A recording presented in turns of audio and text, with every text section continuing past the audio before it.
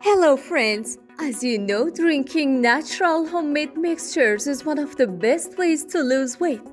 These drinks speed up your metabolism and help to cut down fat from your body. Watch this video till the end because today on this video we want to make one of the best mixtures. To begin with, take a banana, peel it and slice it up. Then put the banana in a dish. Now we need a small piece of ginger.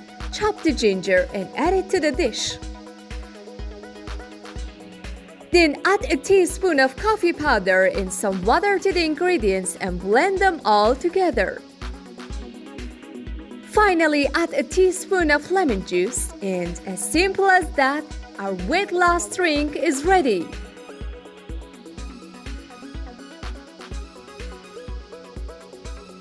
You can consume it before the breakfast.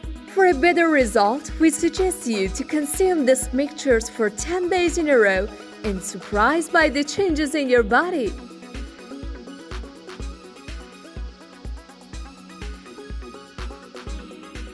I hope you enjoyed this video. If so, like and follow us on Instagram. And don't forget to subscribe our channel. Bye for now.